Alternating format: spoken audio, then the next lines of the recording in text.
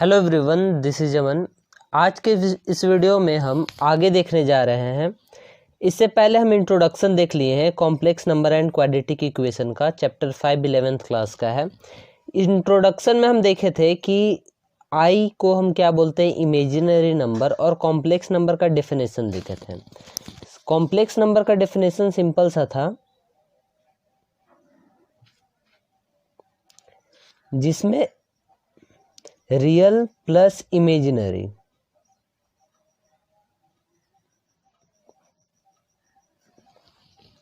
Complex number. पहले हम क्या पढ़ते थे, क्वाड्रेटिक इक्वेशन में केवल रियल फॉर्म पढ़ते थे, और फिर अब हम पढ़ते हैं इमेजिनरी फॉर्म, जिसमें आई भी आ जाता है।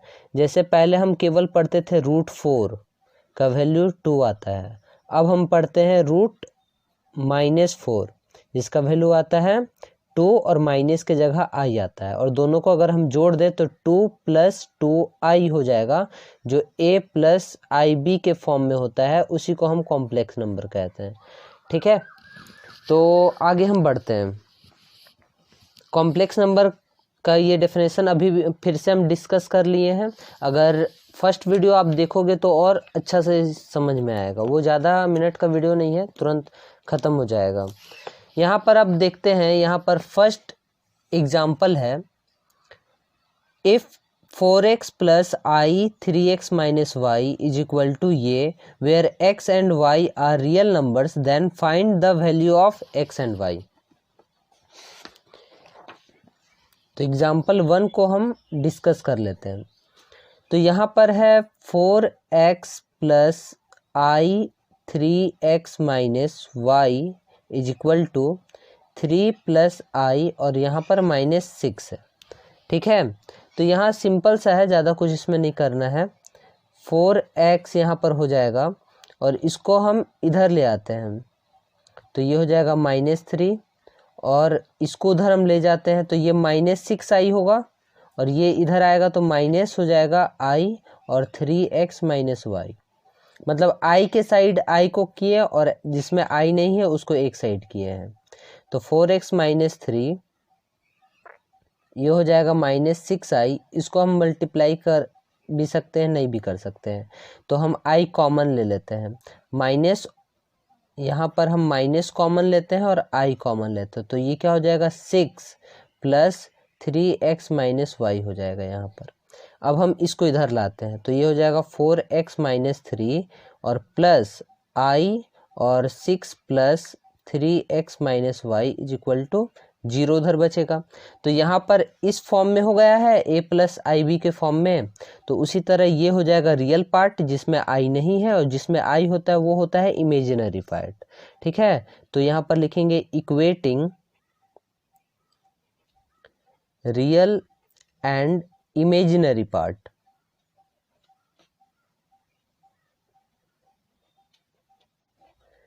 तो हो जाएगा 4x - 3 = 0।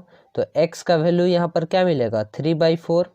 उसी तरह यहाँ पर ये हो जाएगा 6 + 3x - y = 0। तो ये यहाँ पर 6 है, और 3x के जगह हम क्या रख सकते हैं, 3/4 - y = 0। ये हो जाएगा 6 + 9/4 - y = 0। इसको हम एलसीएम लेकर सॉल्व करेंगे, 24 + 9/4 - y = 0। तो y का वैल्यू हमको मिल जाएगा 33/4, और यहाँ पर x का वैल्यू आया 3/4। तो ये इसका आंसर हो जाएगा। ठीक है, तो ये ऐसे हम इक्वेट कर सकते हैं। अगर इस फॉर्म में है और बोलेगा रियल पार्ट और इमेजिनरी पार्ट को अलग करके इक्वेट करके x और y का वैल्यू निकालने के लिए, तो हम ऐसे निकाल सकते हैं। ठीक है, अब हम थोड़ा आगे बढ़ते हैं, जिसमें 5.3 है यहाँ पर, अलजेब्रा ऑफ कॉम्प्लेक्स नंबर। देखो, अलजेब्रा ऑफ कॉम्प्लेक्स नंबर में हम क्या देखेंगे,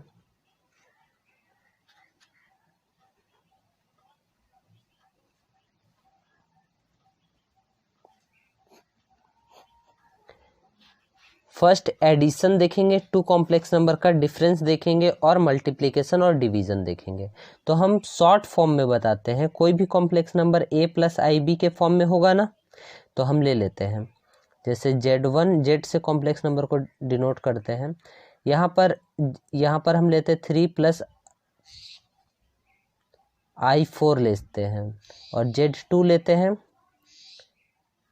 2I। ठीक है, तो एडिशन में फिर हम क्या लिखेंगे इसको,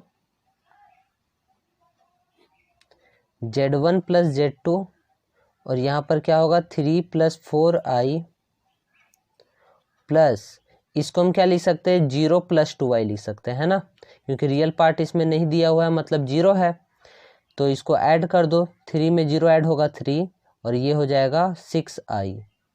तो ये एडिशन हो गया। अब सब्ट्रैक्शन यहाँ पर क्या हो जाएगा, सब्ट्रैक्शन भी वही चीज़ है, Z1 माइनस Z2, यहाँ पर 3 plus 4I minus 0 minus 2I, तो यहाँ हो जाएगा 3 प्लस 4I और यहाँ माइनस 0 प्लस 2I हो जाएगा। यहाँ पर प्लस था तो यहाँ पर माइनस रहेगा और ये हो जाएगा 3, इसमें ये माइनस होगा प्लस 2I, ये इसका सब्ट्रैक्शन हो गया। अब यहाँ पर मल्टीप्लिकेशन में क्या करेंगे, Z1 और Z2, इसमें देखो एसोसिएटिव, कम्यूटेटिव, डिस्ट्रीब्यूटिव, ये प्रॉपर्टीज़ हमको पढ़ना है, तो उसको हम एक बार डिस्कस कर लेंगे, उसके बाद फिर ये हम बताएंगे। वैसे यहाँ पर मल्टीप्लाई करके हम दिखाते हैं, ठीक है। तो ये हो जाएगा 0 प्लस 2I, तो ये क्या होगा, 0 पहले दोनों से मल्टीप्लाई होगा, मतलब 3 प्लस 4I, यहाँ पर 0 मल्टीप्लाई हो गया, प्लस अब ये दोनों से मल्टीप्लाई होगा, तो यहाँ पर 2I होगा। तो इसको हम क्या बोलते हैं, इस प्रॉपर्टीज को हम बोलते हैं डिस्ट्रीब्यूटिव। डिस्ट्रीब्यूट हुआ ना दोनों। स्टार्टिंग में ये अभी नहीं पढ़ना है, यहाँ पर हालांकि दिया हुआ है closure law, commutative law, associative, existence of identity, फिर डिस्ट्रीब्यूटिव, आगे मल्टीप्लिकेशन में हम पढ़ते हैं, यहाँ पर एसोसिएटिव है, एग्जिस्टेंस, और यहाँ पर डिस्ट्रीब्यूटिव लॉ। तो ये हम बताएंगे, लेकिन ये नेक्स्ट वीडियो में हम बताएंगे। तो 0 से मल्टीप्लाई होगा तो ये तो 0 ही होगा सारा, और ये हो जाएगा 6I, और ये इससे मल्टीप्लाई होगा तो 8 हो जाएगा, और I मिलकर I स्क्वायर हो जाएगा। ठीक है, अब यहाँ पर ये ध्यान में रखना है कि I स्क्वायर का वैल्यू, जो कि हम आगे जस्ट नेक्स्ट स्लाइड में पढ़ेंगे, I स्क्वायर का वैल्यू -1 होता है। I स्क्वायर का वैल्यू -1 होता है। ठीक है, तो ये हो जाएगा 6I - 8, ये इसका आंसर हो जाएगा। अब यहाँ पर डिवीजन लास्ट बचा हुआ है,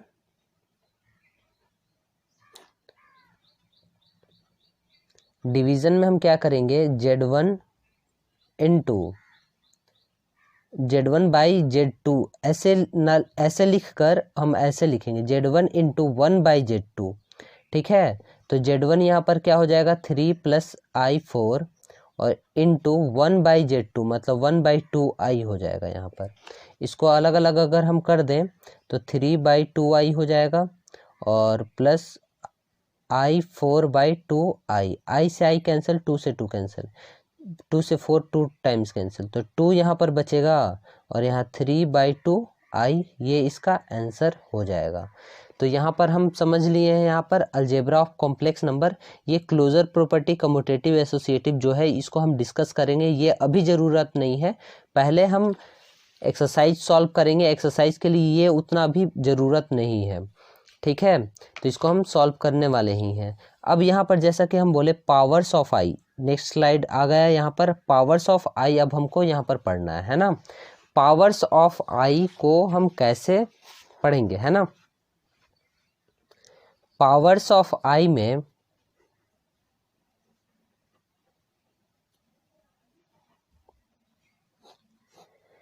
केवल ये याद रखना है, ये बहुत इंपॉर्टेंट है, पूरा चैप्टर में ये पीछा नहीं छोड़ेगा। जैसे I स्क्वायर का वैल्यू केवल याद रखना है, ये इसका वैल्यू होता है -1, जैसा कि हम बताएं। अब हम किसी का भी निकाल सकते हैं, जैसे I³ का अगर हमको निकालना हो तो इसको हम क्या लिख सकते हैं, I² इंटू आई लिख सकते हैं ना, आई स्क्वायर इंटू आई, क्योंकि यहाँ पर 2 हो गए, यहाँ पर 1, यहाँ पर 3 हो जाएगा। आई स्क्वायर का वैल्यू -1 होता है और यहाँ पर आई, मतलब इसको मल्टीप्लाई करेंगे तो -i हो जाएगा आई का वैल्यू। ठीक है, अगर हमको दे दे आई का पावर 5 निकालने के लिए तो हम क्या कर सकते हैं, आई स्क्वायर का स्क्वायर कर सकते हैं। यहाँ पर 4 हो गया इंटू 1i, 5 हो जाएगा। आई स्क्वायर का वैल्यू क्या होता है, -1, इसका होल स्क्वायर इंटू आई। अब यहाँ देखो -1 का स्क्वायर क्या होगा, +1 होगा। कैसे होगा, -1 इंटू -1, -1 इंटू -1, ये हो जाएगा माइनस माइनस प्लस 1 हो जाएगा, इंटू आई, मतलब ये हो जाएगा आई। अगर आई का पावर 37 दे दे तो हम क्या लिख सकते हैं, आई स्क्वायर तो हम लिखेंगे क्योंकि इसका वैल्यू हमको पता है, और 1 यहाँ पर और डिवाइड कर कैरी 1 यहाँ 17 हो जाएगा, तो 8 टाइम्स 16 हो जाएगा, मतलब 18 2 जा 36 हो जाएगा, इंटू 1 एक आई हो जाएगा, है ना। यहाँ -1 का पावर 18 इंटू आई। अब यहाँ पर क्या है, इवन नंबर है, इवन मतलब सम संख्या है, तो इसलिए ये क्या हो जाएगा, +1 हो जाएगा। अगर ऑड होता 19 रहता तो ये -1 होता। उसका एक एग्जांपल हम वैसे ले लेते हैं, जैसे आई का पावर 39 रहता है ना,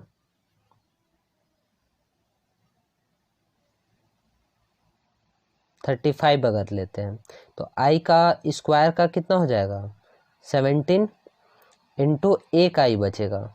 यहाँ पर -1 का पावर 17 इंटू आई, और यहाँ पर ये क्या हो जाएगा, -1 होगा, क्योंकि ऑड नंबर है ना, ये विषम है, तो ये -1 हो जाएगा इंटू आई, मतलब ये -i इसका आंसर हो गया। ठीक है, तो पावर्स ऑफ आई हमको लगता है कि आपको अच्छा सा समझ में आ गया होगा। अब हम आते हैं आगे, यहाँ पर है 5.3.6 में the square root of negative real number, the square root of negative real number, है ना।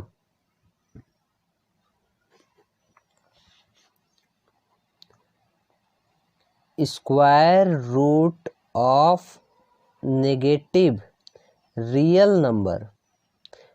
नंबर जो नंबर लाइन पर शो हो सकता है। ठीक है, जैसे अब हम एक एग्जांपल ले लेते हैं, note that i square is equal to -1 and -i square is equal to y square is equal to -1। ये सारा इक्वल है, ये अभी हम बताते हैं कि कैसे इक्वल है। तो यहाँ पर जैसे नेगेटिव बोला है कि square root of negative real number, जो रियल नंबर है उसका नेगेटिव का स्क्वायर रूट निकालने के लिए, जैसे कि माइनस यहाँ पर 3 ले लेते हैं। ये वैसे हम पहले भी बता चुके हैं कि 3 रियल नंबर है, उसका माइनस यहाँ पर लिए, उसका रूट निकालना है। तो इसको हम क्या ले सकते हैं, 3 और यहाँ पर रूट में रहेगा, और माइनस के लिए i यहाँ पर लिख देंगे। तो यही चीज़, मतलब कहने का मतलब यही चीज़ है कि the square root of negative real number होता है i के फॉर्म में, है ना। यहाँ पर देखो ये कैसे इक्वल हुआ, यहाँ पर हम बोले कि ये बताते हैं, आई स्क्वायर का वैल्यू -1 होता है ना, और -i स्क्वायर इसके इक्वल हो जाएगा, क्योंकि -i का स्क्वायर को हम क्या ले सकते हैं, -i इंटू -i, माइनस से माइनस प्लस हो जाएगा, और आई स्क्वायर ही ना होगा ये, उसका वैल्यू भी -1 होता है। तो ये चीज़ इक्वल यहाँ पर दिया हुआ है, लेकिन यहाँ पर केवल एक पॉइंट जानना है कि square root of negative real number केवल ऐसे लिख देना है। ठीक है, जो भी वैल्यू यहाँ पर रहेगा उसका माइनस रूट के अंदर रहेगा, तो वो आई के फॉर्म में बाहर निकल जाएगा। ठीक है, अब हम आते हैं आगे, यहाँ पर है आइडेंटिटी। ये वाला अभी उतना इम्पॉर्टेंट नहीं है एक्सरसाइज सॉल्व करने के लिए, तो फिर हम आगे बढ़ते हैं। इसको वैसे हम एक वीडियो एक्स्ट्रा में हम डिस्कस कर लेंगे। ठीक है, जैसे यहाँ पर है Z1 + Z2 का होल स्क्वायर, ये आइडेंटिटी प्रूव करने के लिए, तो डिस्ट्रीब्यूटिव कम्यूटेटिव मल्टीप्लिकेशन ये लॉ यूज करके इसको सॉल्व करना है। तो ये वाला जब हम सॉल्व करेंगे एक वीडियो में, तो इसको आपको पता चल जाएगा। ठीक है, अभी के लिए बस इतना इम्पोर्टेंट है। जैसे फर्स्ट क्या है कि कॉम्प्लेक्स नंबर का डेफिनेशन होता है रियल प्लस इमेजिनरी, और ये चीज़ यहाँ पर दिया हुआ है। ये कैसे हम सॉल्व कर सकते हैं, जब एक इक्वेशन दिया रहेगा तो इसको रियल पार्ट यहाँ पर और इमेजिनरी पार्ट छाट कर निकाल कर यहाँ पर रियल पार्ट से x का वैल्यू निकालना, इमेजिनरी पार्ट से y का वैल्यू निकालना। तो ये फर्स्ट पॉइंट आप याद रखिएगा। सेकंड पॉइंट क्या है, algebra of complex number, addition, subtraction, multiplication और डिवीजन कैसे कैसे होता है ये भी आपको समझ में आ गया। फिर इसमें जो मोस्ट इम्पॉर्टेंट है वो है पावर्स ऑफ आई। ठीक है, पावर ऑफ आई, अगर आई का पावर अगर 4, 3, 7 अगर आपको दे दे तो ये वाला 1 मार्क्स में जरूर आता है। तो ये अगर पूछ ले तो आपको फाइंड करना पड़ जाएगा। तो इसको हम क्या लिख सकते हैं, आई स्क्वायर का ये 2, 1, 8, इसको डिवाइड कर देंगे, 1 एक बचा रहेगा रिमाइंडर, तो यहाँ पर एक आई बचा रहेगा। तो -1 का पावर 218 इंटू आई, यहाँ पर ये इवन नंबर है ना, तो इवन नंबर रहेगा तो +1 इंटू आई, मतलब आई इसका आंसर हो जाएगा, इसका वैल्यू आई आंसर हो जाएगा। तो ऐसे करके आप इसको फाइंड कर सकते हैं। ठीक है, अब यहाँ पर ये जो अभी हम बताए हैं, express the following in the form of a + ib, ये बहुत ज़्यादा इंपॉर्टेंट चीज़ है। ठीक है, -5 और ये ब्रैकेट में है, इसको आगे हम सॉल्व करते हैं। देखिए यहाँ पर क्या है, -5i और 1/8i है। ठीक है, इसको हम क्या करते हैं, मल्टीप्लाई कर देते हैं। इसको ऊपर में मल्टीप्लाई करेंगे तो ये हो जाएगा -5/8 हो जाएगा, और i को i से करेंगे तो i स्क्वायर हो जाएगा। यहाँ तक क्लियर है। अब ये क्या हो जाएगा, -5/8, आई स्क्वायर का वैल्यू -1 होता है, और ये माइनस माइनस प्लस हो जाएगा 5/8, 5/8 आया।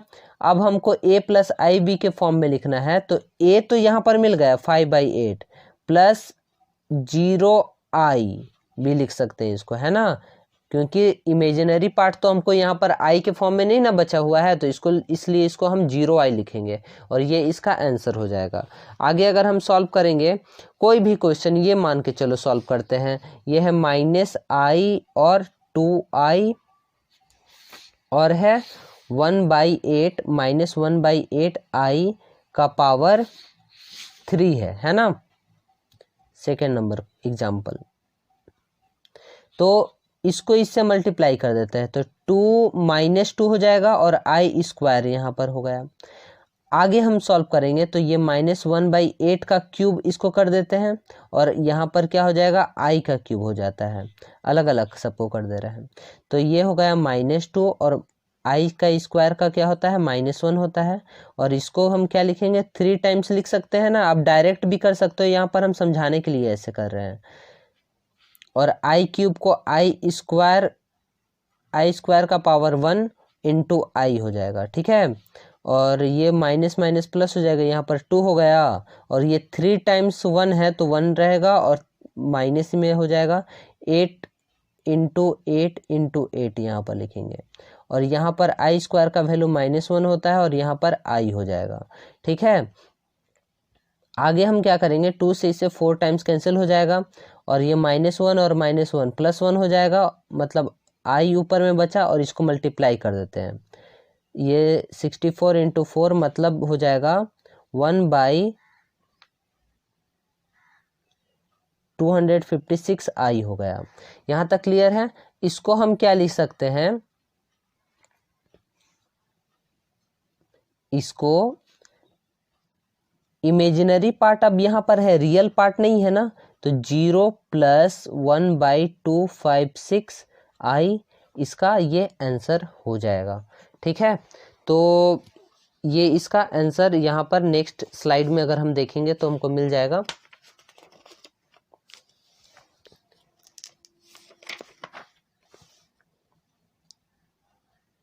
a + ib के फॉर्म में है ये, तो i का वैल्यू ये इतना को हम सॉल्व किए तो इतना आया, और आगे यहाँ पर वैसे दिया नहीं हुआ है, तो 101 और 102, तो इसको हम ऐसे लिख सकते हैं। ठीक है, रियल पार्ट वैसे नहीं दिया, लेकिन आप शो कर दोगे, है ना, कि यहाँ पर रियल पार्ट 0 है प्लस 1/256i, ये इसका आंसर हो जाएगा।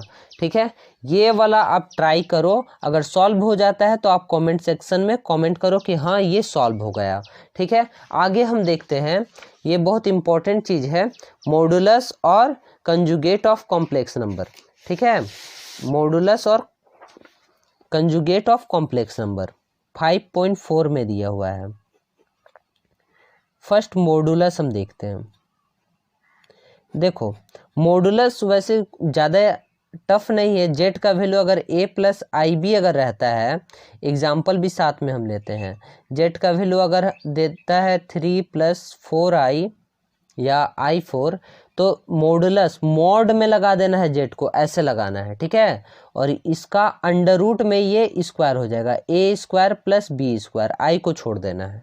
ठीक है, उसी तरह यहाँ पर अगर मोड लगाएंगे तो ये क्या हो जाएगा, 3 का स्क्वायर + 4 का स्क्वायर, मतलब ये क्या हो जाएगा 9 + 16, ये हो जाएगा 25, मतलब 5 इसका आंसर हो जाएगा।